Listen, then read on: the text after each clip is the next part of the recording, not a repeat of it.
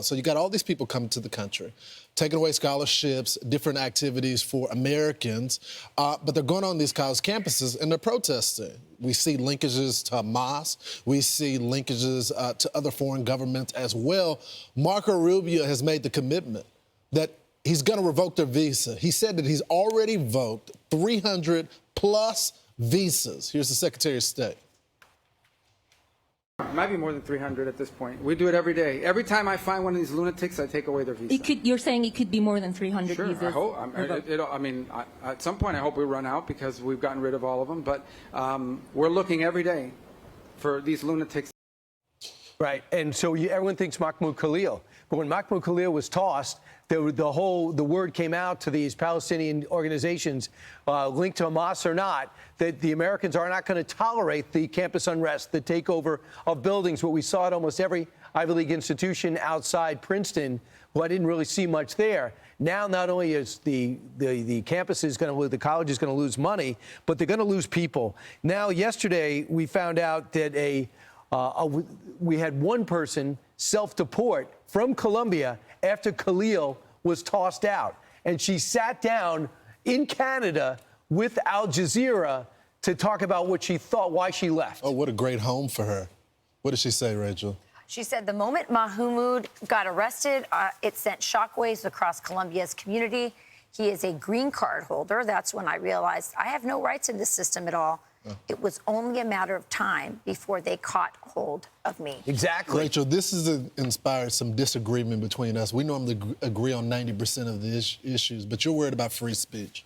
I'm not. So first of all, I would never be a student in, say, Mexico City and go and protest their government. I'm just not interested. I think that's just rude, and you're not being a good guest, so I'm with that. I also don't believe in violence. You know, I'm a peacenik. Yeah. I don't think we should have violence, and I don't believe in terrorists. I don't want anyone here who has ties to Hamas. That said, I am concerned about free speech. I am a free speech absolutist. And so I wonder, what is the criteria here?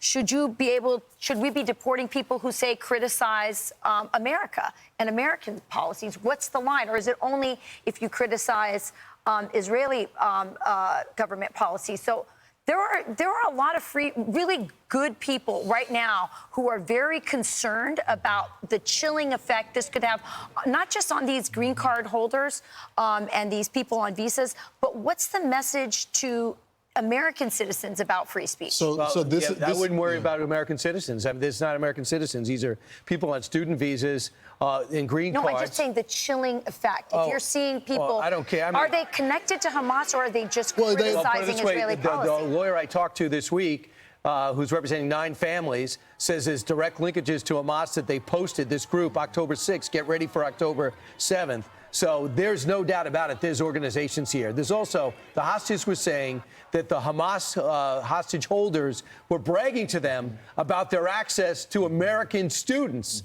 the students in America, and that they were going to win the power of basically the publicity and marketing. They also tossed out somebody at Tufts University, caught this PhD student. They also got threw out yesterday at Harvard. They threw out Kasina Petrova, who's a Russian research associate, also with anti-American activities. You're over here, you're protesting this country and our allies. Goodbye. I would just say this, Rachel. I see your point. I see how it could be chilling. But I want chills to run down the spines of not only terrorists, but people that are residents here. You're a visitor here. You don't have the right. Be on your best behavior here. And what we're dealing with is people that don't love the country, people that have radical ties, and I think they're trying to use our laws against us at the time. So I think what the Secretary of State is saying, look, I want to find visa violations. Many of these people have ties to foreign governments. They're trying to have dissent. They're trying to get us to be at each other's necks at each other's necks as well.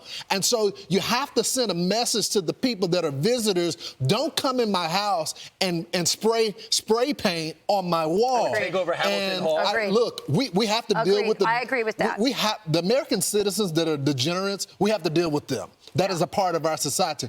We don't have to deal with the visitors that are here. And I think that's what the Secretary of State is doing. When I was a child in a military brat growing up, I lived overseas almost exclusively. And when we went to attended Department of Defense schools, and we had to take a class called host nation class, where we learned about the host nation and we learned how to be a guest, a proper guest in people's country. That is my primary concern with this. And the other concern I have is the thing you touched on, but which needs more attention to, which is the fact that our universities are prioritizing foreign students because they pay full rate tuition. And a lot of these slots belong to American kids. How many valedictorians aren't getting into these elite schools? All of them. Because if they're white. If they're white males. This is something, America is for Americans. That's right. And we need to prioritize that. So I think there's a lot to be said. But let's also be careful, because we don't want to leave the impression on the world that we are not for free speech. I'm Steve Ducey. I'm Brian Kilmeade. And I'm Ainsley Earhart. And click here to subscribe to the Fox News YouTube page to catch our hottest interviews and most compelling analysis.